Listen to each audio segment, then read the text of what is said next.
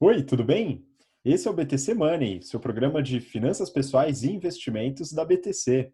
Meu nome é Gustavo Habib, eu sou instrutor de Soft Skills e Marketing pela BTC e no episódio de hoje falaremos sobre escola austríaca, uma linha de estudo econômico, né? A gente vai trazer aqui algumas informações. Na semana passada nós falamos sobre a MMT, a Teoria Monetária Moderna, e agora a gente vai falar sobre uma linha um pouco diferente aí no estudo econômico, que vale a pena, muita gente se interessa e a gente acredita que vale a pena para você entender um pouco mais sobre essas linhas de pensamento e também ajudar na sua tomada de decisão de investimentos, que a gente vai falar um pouco mais para o final do episódio, né? Aproveito para pedir para você seguir a gente também no Instagram, @instabtcompany, e acompanhar os outros conteúdos gratuitos da BTC, tanto no BTC Cast como no YouTube.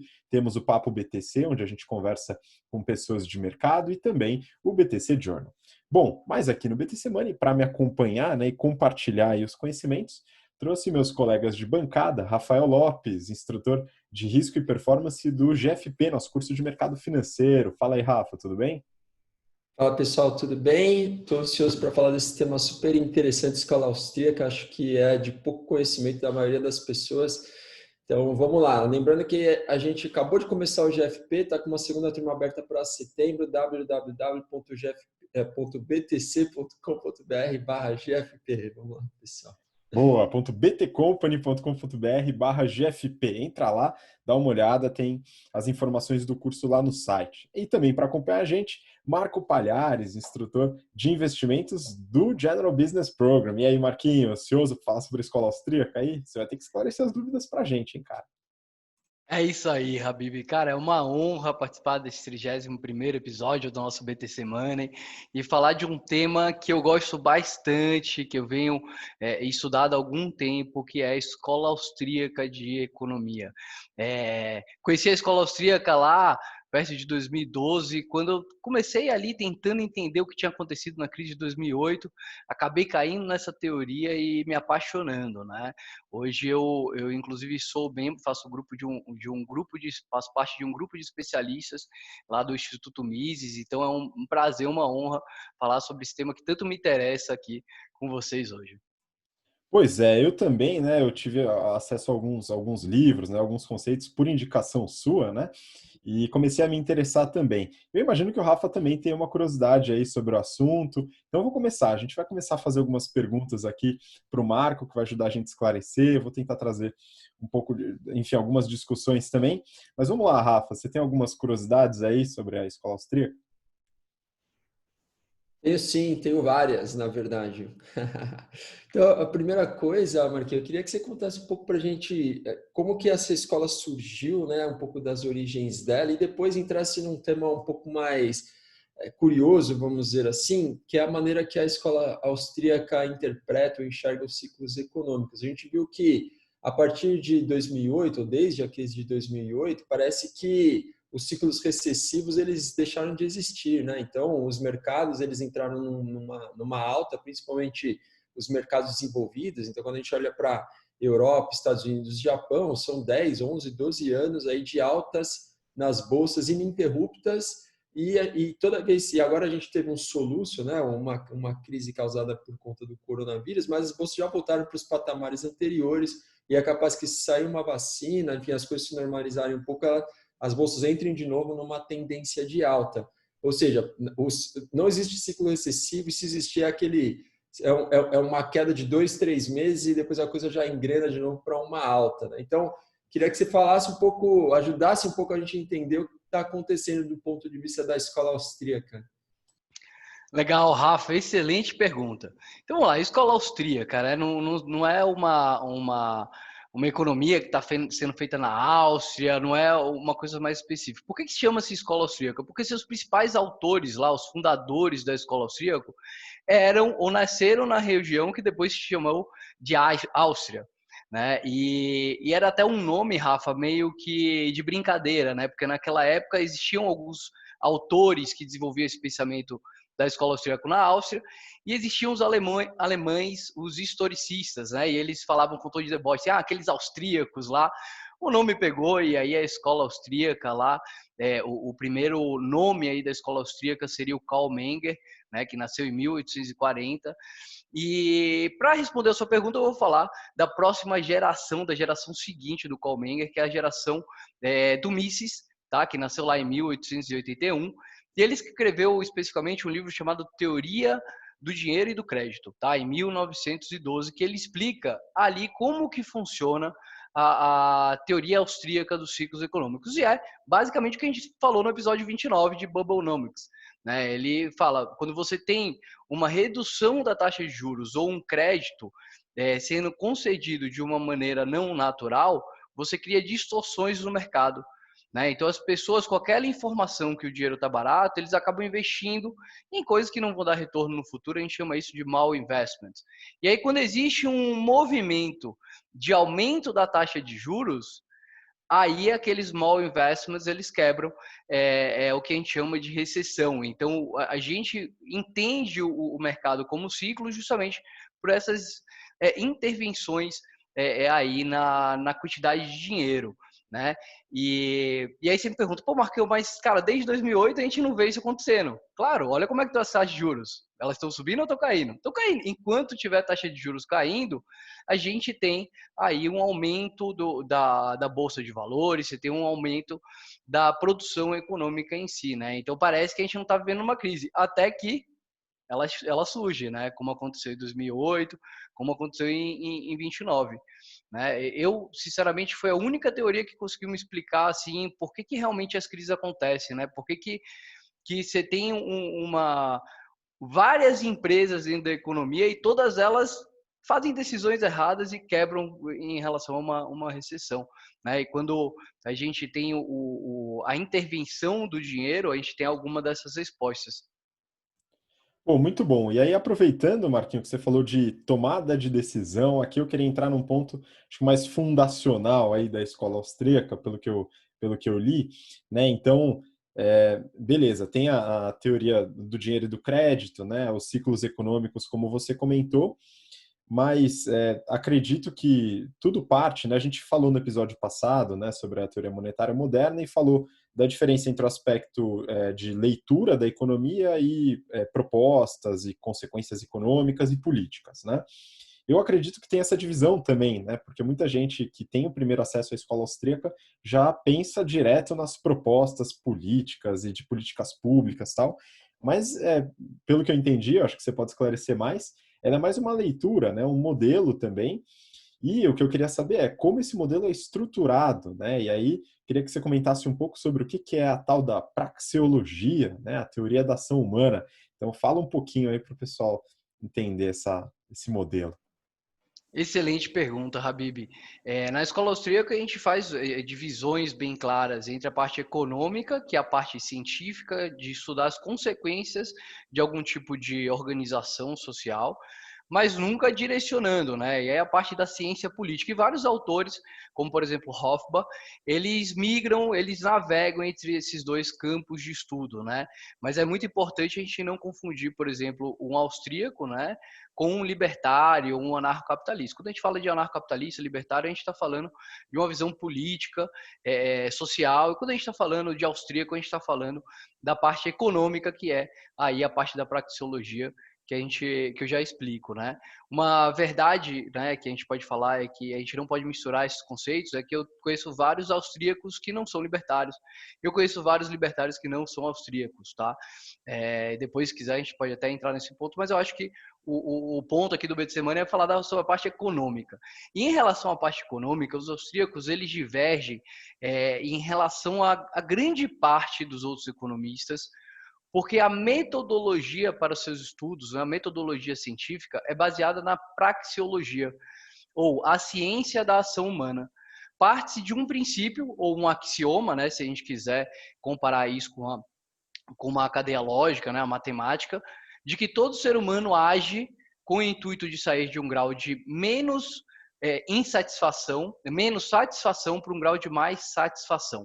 Todo ser humano age com o intuito de ir de um grau de maior insatisfação para o grau de menor insatisfação. E tudo que cada um de nós, indivíduos, fazemos é baseado nesse princípio. A escola austríaca, ela não estuda o porquê que os seres humanos fazem isso, né? Segundo Mises, essa é a parte da psicologia. Ela estuda a consequência dessas ações. Então ele fala, cara, até se você ficar sentado, aquilo você só fica sentado porque você pensa que aquilo vai te dar mais satisfação do que levantar e fazer outra coisa, né? Então tudo que você faz, seja fazer realmente alguma coisa ou não fazer nada, é com o intuito de ir com o grau de menos satisfação para o grau de maior satisfação. E a partir desse axioma deriva-se toda a proposição da escola austríaca. Então, para mim, que sou engenheiro, foi muito legal ver a escola austríaca, porque todo o processo é lógico e dedutivo, né? Então, é uma coisa... Se você acredita nesse princípio, todo o resto é lógico, né? Essa é a praxeologia ou a ciência da ação humana. Muito Só bom, para acho você ter que... ideia, Fala Habib, aí, isso é o fala aí. último, só uma curiosidade, tá? O livro mais robusto do Mises, chamado de Ação Humana, que é assim, bem grosso, deve ter mais de 1000 páginas, ele não tem uma equação, né? Então ele é todo lógica dedutível, né? Então é bastante legal. Recomendo a todos ler. É uma leitura densa, mas quem quer conhecer mais a escola austríaca tem que passar pela ação humana. Eu acho que essa até é uma divergência, né, de tanto a economia mainstream, que a gente pode chamar, até outras outros modelos que a gente pode considerar aí como heterodoxos, né, e pode até colocar a MMT nesse ramo, né, que um grande diferencial é que não tem o uso lá da econometria, das equações, né, por causa dessa lógica dedutiva, né, que você colocou. Então, você tem lá um axioma, desse axioma derivam as consequências lógicas, né, e aí, se você acredita, né, define aquele axioma como verdade, né, as consequências lógicas formam um modelo. Né, esse é um ponto interessante e diferente das outras ciências econômicas. Né, então, muito bom. Rafa, você tem alguma dúvida aí sobre políticas macroeconômicas? Conta aí. Não, eu queria também tocar num ponto que a gente sempre lembra quando a gente fala e pensa sobre escola austríaca, que tem a ver com a regulamentação dos setores, regulamentação da economia. Então, o que a gente sabe é que o que a gente imagina, o que a gente ouve, o que a gente lê é que a escola austríaca, ela de alguma maneira é contra um excesso de regulação, ela prega uma desregulamentação dos setores. E quando a gente olha para a função da regulamentação, ela basicamente tem uma função de controlar principalmente setores que são muito dominados, muito concentrados. Então, quando você tem um setor, por exemplo, dominado por algumas poucas empresas, um oligopólio, um monopólio, onde existe um lucro muito grande sendo dividido por essas poucas empresas dominantes, alguma regulação poderia fazer sentido. Então, além disso, a gente tem questões relacionadas à próprio serviço ou produto oferecido e prestado, né, para os clientes, para a população que depende daquelas empresas. Então, eu queria que você também trouxesse um pouco para a gente desse ponto de vista. Depois de 2008, né, a gente está falando muito da crise porque é algo mais tem a ver mais com a nossa vida, a gente passou mais por isso. Depois de 2008, os governos, né, o governo americano ele passou a defender uma maior regulamentação dentro do sistema bancário, porque essa foi uma das razões que eles apontadas por eles pela crise também que aconteceu. Então, traz um pouquinho para a gente, Marquinho, da visão da escola austríaca no que diz respeito a esse tema, esse ponto da regulamentação.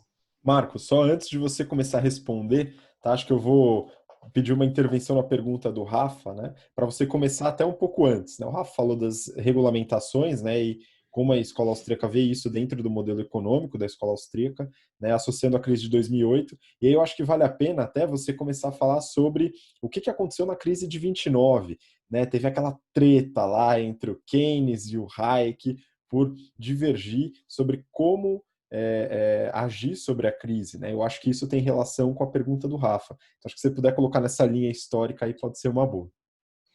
Pô, excelente ponto, Rabi. Obrigado pela pergunta, Rafa. Qual o cenário que a gente tem, tá? Os economistas austríacos, eles nasceram lá na Áustria, então o Menger, Mises, Hayek, só que com as grandes guerras, né? O Mises até lutou na Primeira Grande Guerra, mas na Segunda Grande Guerra, eles se mudaram e saíram lá da Áustria. E nesse momento eles acabaram tendo uma visibilidade muito boa. Só para vocês terem uma ideia, o Hayek nasceu em 1899 e morreu em 92. Nesse meio do caminho ele ainda ganhou um Nobel. E ele participou, ele viveu a crise de 29. Inclusive, tem uma frase muito, muito legal dele prevendo a crise, né? Ele falou, galera, ó, esse negócio aí descontrolado não vai surgir. Porque o que a gente teve um pouquinho antes de 1929? A criação do Banco Central dos Estados Unidos, né? E aí criou-se toda a parte intervencionista, né? Então, existiu-se muito crédito que quebrou, que acabou virando uma recessão lá em 1929. E aí a gente teve o grande debate, super famoso na economia, que é o de Hayek contra Keynes. Né? O Keynes ele foi muito a favor de aumentar a demanda. Né? Então, toda a teoria keynesiana é baseada no fato de que existe uma superprodução em relação à demanda e você precisa aumentar essa demanda para acabar a crise. Né? Então, colocar muito dinheiro no mercado, mais ou menos o que a gente falou lá do MMT, tá? A teoria lá moderna, mas eu vejo muita semelhança de colocar essa aplicação, essa intervenção monetária no mercado com o intuito de estimular. E qual foi o debate da época? Né? Qual que é a melhor solução para a crise? Então, já era, tá aí, 1929, teve crise, o bicho pegou, o que a gente faz? De um lado, a gente tinha os keynesianos, né, o Keynes, mais especificamente falando, que a solução seria intervir, então colocar um massivo gasto governamental na economia, estimular o máximo possível a economia, e de outro, a gente tinha o Hayek, né, que é um austríaco, um economista austríaco, que falou o seguinte, galera, se a gente cria esse tipo de intervenção, a gente vai justamente estimular aquilo que causou a crise. E no futuro ela vai vir, como tem vindo. É o famoso ciclo austríaco, os ciclos da teoria austríaca dos ciclos econômicos. Mas óbvio, aí nesse ponto o Keynes ganhou, né? Porque o que aconteceu com os governos do mundo é que hoje eles estão cada vez maiores, né? Então a gente encontra lá Japão com quase 300% de dívida PIB, né? Não, gente, que os economistas austríacos usem o símbolo PIB, né? A gente usa agora para referenciar, mas isso é uma diferença muito grande, muito importante em relação aos economistas austríacos e os outros tipos de economista, né? A gente não tem essas medidas macroeconômicas, né? E voltando para a pergunta do Rafa, né? Como que se vê essas intervenções na economia? Não é que assim, Rafa, os austríacos, os libertários sejam contra regulações, mas eles têm um princípio ético, né? E aí eu estou saindo um pouquinho da economia e indo para a parte ética, política e filosófica, que é o tal do princípio da não agressão. Ou seja, tudo aquilo que é feito baseado na agressão, e aí a gente considera o Estado como um ente coercitivo, ela acaba não sendo ética. Então, quando a gente coloca uma regulação estatal, isso não é eticamente correto. Não é que os libertários sejam contra a regulação, mas essa regulação tem que ser voluntária. E aí a gente ganha um grande ponto entre a diferença entre o voluntário e o coercitivo, que vai explicar as soluções para vários lados da vida, né? Eu, inclusive, durante uma época da minha vida, depois eu conheci a escola austríaca pela economia, mas logo em seguida eu vi os outros pontos da escola austríaca, né? Então a parte do direito, da ética, inclusive do meio ambiente. Eu tenho uma palestra no YouTube em que eu pego alguns pontos da economia austríaca e levo para cuidar do meio ambiente, inclusive dando uma proposta bem legal de privatizar o Rio Pinheiros. Depois, quem tiver curiosidade, dá uma olhada lá, tá? Então é isso, não é que seja contra a regulação, mas a regulação estatal. Você falou muito assim, Marco, bom, hoje os bancos, o mercado americano, ele está muito mais regulado, né, no sistema de bancos. Isso necessariamente é bom? Depende, Rafa. O mesmo governo americano foi quem salvou os próprios bancos, né? A solução austríaca seria não ter esse tipo de intervenção e deixar o banco que foi irresponsável, que se alavancou muito, falir.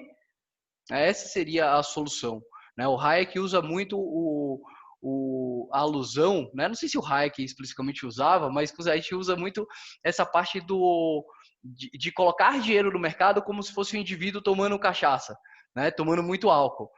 E aí o que acontece? Ele tá no dia seguinte para ter a ressaca, só que daí, em vez de você deixar o garoto ter ressaca, o que se faz? Dá mais cachaça pro cara. Então, hoje, a alusão que os austríacos veem no mercado é que o mercado está completamente alcoolizado, né? Uma hora vai chegar a ressaca, e quanto mais alcoolizado, maior a ressaca, né? Boa, tem uma certa, pelo que eu percebi, né, do que você falou, Marco, da questão ética e tal, é talvez uma influência aí, né, ao invés do utilitarismo nas decisões, algo mais voltado lá para o imperativo categórico de Kant, né, alguma coisa assim, que tem algo que é de fato correto, né, por ser eticamente correto. Inclusive, falando em Kant aqui, fazendo um belo parênteses, né, pessoal, nunca me senti tão estúpido lendo um livro como lendo o Fundamentação da Metafísica dos Costumes, do Kant. Né? Imagina que você lê uma frase e não entende absolutamente nada. Né? E você fala, pô, como assim? Eu não estou entendendo o que ele está falando. E é a língua que eu falo. Né? É o livro traduzido, né? Não estava lendo em alemão no caso, era em português e ainda assim eu tinha muita dificuldade de entender as frases. Mas enfim, voltando, né, porque a gente está discutindo aqui, Marco, tem um ponto muito importante que acho que é uma diferença muito forte do que a gente falou no episódio da semana passada, da teoria monetária moderna, mas que talvez esteja até em linha com algumas teorias econômicas que são usadas hoje, né? Então, as teorias mais ortodoxas, vamos dizer assim, que é a questão da inflação, né? Então, eu queria que você explicasse, na visão da economia austríaca, o que é a inflação, como ela surge e como combatê-la? Boa, excelente, Habib. Segundo a visão da economia austríaca, isso realmente difere até nos termos, tá? Mas inflação é um aumento da base monetária, tá? Então essa é a definição clássica. O Mises, inclusive, ele usou duas definições. A primeira definição era o aumento generalizado do preço, e depois ele veio para esse aumento da base monetária, porque a gente fica sempre confundindo, e esse foi um grande ponto da economia, entre causa e consequência, né? Então a gente fala inflação. O que é inflação? É o aumento dos preços. Não, mas por que existe inflação, né? Então as consequências é que os economistas austríacos durante muito tempo e até vários economistas austrais usam como definição de inflação. Então para a economia clássica austríaca, você pergunta o que é inflação? É aumento da base monetária. Alguns vão mais além e explicam ele em termos monetários não modernos, né? Então você pode dividir aonde que o dinheiro está alocado numa economia em M0, M1, M2, M3, M4. Depois o Rafa pode explicar como que cada um deles é feito, mas falam que a inflação é o aumento do M2. Mas bom, enfim. Hoje a gente já tem economistas austríacos como Fernando Ulrich, que é fantástico, que já aceitam o termo inflação como aumento generalizado de preço, porque é assim que a gente conhece inflação, né? Assim que os brasileiros conhecem inflação, é assim que normalmente a gente está acostumado. Inflação é aumentar o preço, é inflação. Beleza. Mas o que pode causar a inflação? Né? Durante muito tempo aqui no Brasil, e a gente tem isso na veia, né? Nossos pais, porque a gente viveu numa época de hiperinflação mesmo. Cara, eu nasci em 88, a inflação estava, sei lá, não tenho dado atualizado, 80% ao ano. Tinha época que você tinha isso ao mês, então você deixou de ir no mercado ou no começo do mês quando você recebeu, foi no final do mês, você só compra metade do carrinho. Então a gente tem muito isso. E aí quando eu comecei a entender um pouquinho da história monetária brasileira, eu li lá o Milha Leitão, né, que tem toda a história da saga brasileira, economicamente falando, a gente vê o motivo pelo qual os nossos pais, avós passaram por isso, né? Naquela época, Habib, até 94, você tinha não um banco central, mas cada estado tinha um banco central imprimindo dinheiro. Então você fala, caraca, é muito na veia, assim, né? Que o aumento da oferta de moeda acaba desvalorizando cada uma das moedazinhas que cada um tem, né? E aí tem um ponto até ético, né? Então, pô, quem é que vai receber esse dinheiro primeiro é o que vai ter menos impacto da inflação, porque esse dinheiro ainda não foi para a economia, né? E, pô, quem é que recebe esse dinheiro? Não são os amigos do dono do dinheiro, né? Os amigos dos políticos, do burocrata. Então, tem toda essa questão ética também por trás, mas entende que esse aumento de preço generalizado causa inflação. Aí você fala, pô, Marco, mas cara, tá completamente equivocado em relação ao que a gente tá vendo na atualidade, né? Porque a gente tem dinheiro pra caraca rodando e cadê a inflação, né? E aí o que a gente vai explicar, né? E aí, gente, a gente não tá indo para uma coisa já consolidada, né? Uma coisa que está acontecendo atualmente, você tem vários pensamentos ali, vários pensadores divergindo e trazendo opiniões. Né? Mas uma última linha que tem-se é que devido às pessoas consumirem menos, devido até os processos tecnológicos estarem cada vez mais avançados e custar menos para produzir o produto que nós precisamos, na verdade o mercado deveria ser deflacionário, ou seja, cada dia que passasse as coisas deveriam ser mais baratas. e que essa maciça impressão do dinheiro, na verdade, não está deixando os produtos deflacionarem. Tá? E aí outros economistas austríacos também vão olhar o flow do dinheiro e falar, pô, então esse dinheiro está indo para onde? Né? Esse dinheiro não está indo para o consumo. Esse dinheiro está indo para, por exemplo, nos Estados Unidos, para ação. Por isso que as ações estão subindo muito. Né? Eu fico muito preocupado com o MMT aqui no Brasil, Habib, porque aqui no Brasil, se você colocar muito dinheiro, a população vai primeiro para o consumo, e aí pode gerar aquilo que a gente conhece tradicionalmente como inflação, que é o aumento generalizado dos preços. Né? Assim, tem essas divergências, né, da causa da inflação, da consequência, mas eu acho que você colocou um ponto bacana, né, da visão da economia austríaca sobre o que está acontecendo hoje, porque esse era acho que o Rafa pode até comentar, né, que era uma dúvida muito grande. Pô, a gente tem lá, não no caso só da escola austríaca, né, mas as teorias monetaristas, né, mais utilizadas hoje em dia nos governos, né, tem essa busca, né, pô, eu tenho que reduzir a inflação aumentando juros, não aumentando a oferta de moeda e tal. E o que a gente está vendo é juros zero, né, a oferta de moeda explodindo no Japão, Estados Unidos, Europa, e a inflação lá bem comedida, e você tem inflação de ativos, né, que o pessoal chama, então mercado de ações e tal, mas no consumo, né, que a grande maioria da população é afetada, né, aí a gente não vê, né, Rafa? Então é importante a gente tentar buscar algum modelo que explique isso de alguma forma, né? A inflação a gente não vê, mas é sempre um risco que paira no ar, né? Então, inclusive, é algo que alguns economistas também têm defendido, ou seja, que em algum momento a inflação vai ter que surgir nos Estados Unidos, aqui no Brasil. Aqui no Brasil, é o que o Marquinhos falou, a dinâmica é um pouco diferente. A gente já está até vendo um pouco de inflação nos preços de atacado, só que elas ainda não estão migrando para o varejo, né? Mas já está começando a aparecer. É um pouco diferente dos Estados Unidos e da Europa, que lá realmente, se não fosse essa impressão maciça, né, todos esses estímulos, muito provavelmente a economia entraria num ambiente deflacionário. E um outro ponto interessante, até vou citar um episódio anedótico, que eu estava conversando esse fim de semana com um colega americano, e ele colocou a seguinte proposição, né, a seguinte questão: por que, na verdade, os governos não adotam, os Estados Unidos não podem adotar eternamente programas de estímulo como esse de transferência de renda de $600 semanais, né, semanais ou mensais nos Estados Unidos, como que está sendo feito agora para socorrer a parte da população, né? E sabe uma questão interessante, um ponto que eu não conheci, talvez vocês não saibam, esse auxílio está sendo pago para qualquer americano que tenha uma renda de até $75.000 por ano.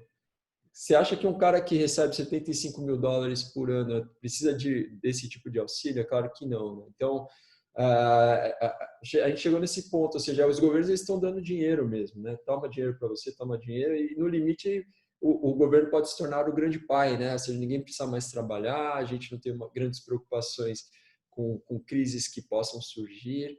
E cada vez mais, conforme isso é intensificado, a reversão é mais difícil também, né? Que é um pouco do que o Marquinho estava falando. Será que em algum momento os bancos centrais vão ter capacidade de elevar a taxa de juros? E em que medida? Porque se isso acontecer, é o estouro da bolha, né? E é o que vai causar uma maior recessão, ou seja, a ressaca vai ser muito maior, né? Que é também o ponto que o Marquinho trouxe.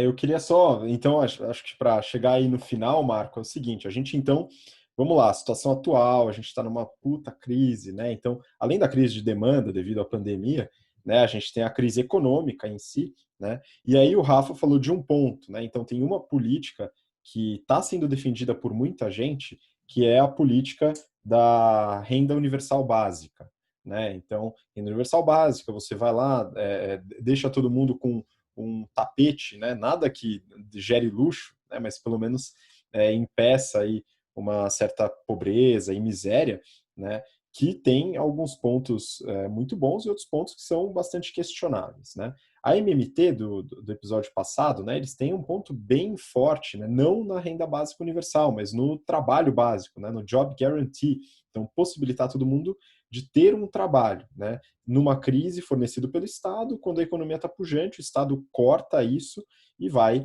para o setor privado, né? E a escola austríaca, Marco, que assim, você até comentou, né? A escola austríaca está mais no desenho do negócio e não nas propostas, né? Mas se você puder trazer alguma coisa, o que seria usado hoje para minimizar a crise? E aí, finalizando também, para a gente não passar muito do tempo do episódio aqui, investimentos, né? Aonde que a escola austríaca desenha aí que são bons investimentos para o pessoal nessa época? Legal, excelente, Habib. Então, da parte do consequências, né? Então, a gente tem várias possíveis consequências, efetivamente, dessa renda mínima, né? Até proposta muito por um outro liberal que não tem nada a ver com a escola austríaca, a escola monetarista, né? Que é o Friedman. Acho que vale até um episódio sobre ele. É, mas o que a gente vê aí, o que eu vejo aí, mais na parte política de libertário, é que, bom, é legal ajudar os pobres, tipo, legal dar pelo menos o mínimo, mas quando você tira essa responsabilização do indivíduo, isso acaba podendo ter várias consequências negativas, né? Então, o Cantillon, que é um pré-austríaco ou proto-austríaco, falava muito isso, né? O que você vê e o que você não vê. Né? Então, pô, o que você está vendo é o dinheiro indo para aquela família. Mas esse dinheiro, será que ele não seria melhor utilizado em outro ponto? E as coisas que deixaram de existir porque por esse dinheiro não está sendo utilizado. Sem falar das consequências não intencionais da ação. Né? Então, a ação é a consequência, é o fato de agir, né? Mas ela tem consequências. E muitas vezes as consequências não são intencionais. Então, só replicando um problema que eu acho que pode ter, veja bem, eu cresci na Bahia e eu vi como foi bom lá o programa Fome Zero, como foi importante para aquelas famílias, né? Então, essa é a minha visão pessoal. Agora, uma consequência não intencional, Habib, será que a gente não está incentivando essa pessoa a simplesmente parar de trabalhar e tirando dela toda a autonomia e toda a vontade de querer conseguir algo mais, né? Criando mais uma geração nem que nem trabalha, nem estuda. Isso são pontos filosóficos que a gente tem que pensar, né? No que tange a proposta libertária, a gente simplesmente não teria um dinheiro estatal, né? Então, simplesmente o Estado não seria dono do dinheiro e ele não conseguiria fazer esse tipo de situação. Você teria efetivamente as doações privadas, como tem acontecido durante toda a história da humanidade, né? E você perguntou por último investimento, não é isso? Pô, é o seguinte, Boa, para boa. finalizar aqui, a galera que está ouvindo, né, quer saber, bom, nessa linha de raciocínio, né, onde eu coloco o meu dinheiro hoje? E aí? Legal. E aí, pessoal, a grande resposta é depende. Depende de onde que você está dentro do ciclo, né? A escola austríaca mostra que os ciclos econômicos são causados pela interferência na taxa de juros. Então, se você acha que os governos vão continuar baixando a taxa de juros, é importante não perder a onda, porque o boom, ou seja, a economia vai crescer com esse tipo de juros. Então, a bolsa tende a subir, o valor dos imóveis tende a subir, tudo tende a subir. Né? A galera tá feliz, mas no momento em que aumenta essa taxa de juros, aí nesse ponto a gente começa a ter o início de uma recessão. Então, quando você está no início de uma recessão, tira todo o dinheiro de ações, coloca tudo em renda super conservador, né? O que eu acho, Habib, aí eu vou dar a minha opinião, né? Eu considero o dinheiro como uma das classes de ativo. O Rafa tem até uma opinião divergente da minha, mas a gente tem a classe de ativos de ações, classe de ativos de renda fixa. Eu considero o dinheiro como uma dessas classes, né? E hoje a gente investir, por exemplo, no real, no dinheiro real, comprar títulos públicos reais, eles vão dar um juros positivo para mim. Se eu compro títulos americanos, por mais que esteja quase negativo, ainda existe alguma coisa. Agora, se a gente vai para a economia, por exemplo, da Europa, em que os juros são negativos, cada vez mais colocar dinheiro em moeda vai ser menos benéfico para a gente investidor. Então, eu acho que nesse cenário a gente tem aí uma baita alavancagem de, por exemplo, instrumentos financeiros de dinheiro como o Bitcoin, na qual os juros é igual a zero. Quando você compra o Bitcoin, você vai ganhar juros zero, mas é mais do que os juros negativos que as economias europeias e japonesas estão pagando. Pois é, e o aspecto de desregulamentação, né, dado que o Bitcoin ou qualquer criptomoeda, né, tem regra descentralizada total, né? Usando aí principalmente o blockchain e tal. A gente tem um episódio sobre isso, então se você quiser saber mais sobre o que é Bitcoin e tal, busca lá no histórico, no YouTube é mais fácil, escreve lá BTC Money e Bitcoin. Aí beleza, você acha lá com facilidade. Bom, pessoal, por hoje então, acho que finalizamos o assunto aqui. Rafa, se quiser mandar sua despedida aí para o pessoal. Valeu, pessoal. Obrigado por nos acompanharem mais uma vez em mais um episódio do BTC Money. Até a próxima. Um grande abraço. Valeu, Rafa. Muito obrigado. Marquinho, muito obrigado pelo conteúdo compartilhado e pela participação novamente. Obrigado você, Habib. Obrigado para todo mundo que está até aqui com a gente. Até o próximo BTC Money. Valeu e obrigado você também por acompanhar a gente até o final. Acompanhe a gente também no Instagram, @instabtcompany. E se você quiser que a gente fale sobre algum assunto aqui, manda uma sugestão, manda uma mensagem para a gente. E a gente gosta muito de receber essas sugestões e coloca na pauta. Muito obrigado e a gente se vê no próximo BTC Money. Até lá. Tchau, tchau.